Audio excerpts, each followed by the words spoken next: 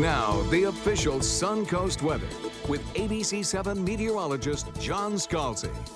Current air temperature coming in at a steamy 87 degrees, but the dew point has lowered just a little bit. We're at 72 right now. We have a wind that comes in off of the west, right now west-southwest at about 8, and that will bring us back a little bit more humidity. Started off the morning with lower humidities. In fact, we had some cool temperatures reported by some of our weather watchers. Becky and Olmayaka reported in with a 65-degree air temperature this morning. So we're trying to filter in some of that drier air, but it will still be another couple of days before everyone really gets a taste of that cool, crisp air.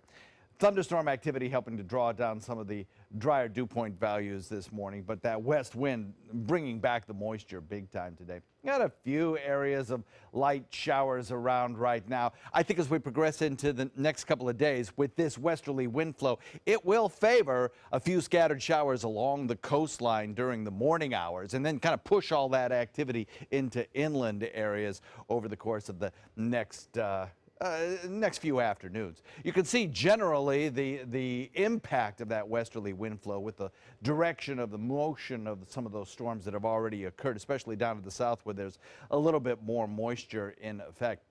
We have a trough of low pressure that's kind of traced out right here by a few scattered showers. Kind of tough to see, but this is really kind of instrumental in taking the upper level low that we had over the state that helped provide the kind of kicker to some of the bigger storms that we had around over the last several days and causing it to basically just wash out. It's going to be absorbed by this trough of low pressure. And when that happens, we are going to be left with a slightly lesser rain chance for the next several days. In addition, we have this cold front, first cold front of the season, kind of limping its way closer to us. It'll basically stall out and then get re-energized by another little shot of cooler air from the north. That'll finally push that front down probably to about north central Florida or central Florida before it again stalls out. So it'll give us a brief period of slightly less humid air. That'll be nice. It won't be a big blast of cool air that'll last a week. It'll last, a day or so. But it will draw down some less humid air over the course of probably Friday into Saturday, looks like the timing. Not as many storms around as that upper level low gets absorbed by the trough.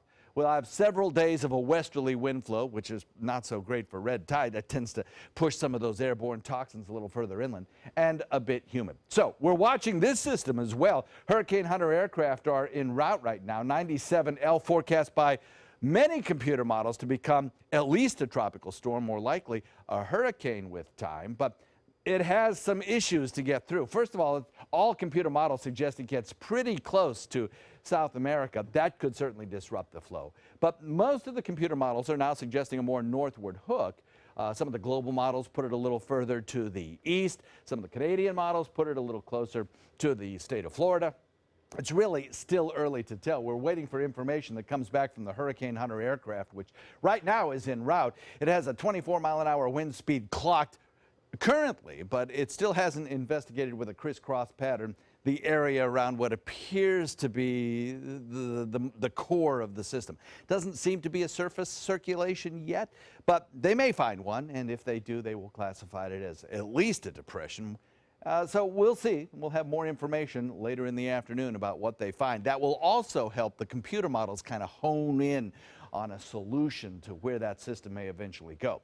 We are not out of the woods yet on this one, so we'll continue to update you, and we'll bring the computer models to you as they come along and give you a better and more accurate forecast in the days ahead. West wind comes in at about 10 knots today, makes for nice boating weather, light chop, less than a 2-foot sea, probably closer to a 1-foot sea. And the forecast for the rest of the week shows some drier air filtering in with that frontal boundary on Saturday. Beautiful day Saturday.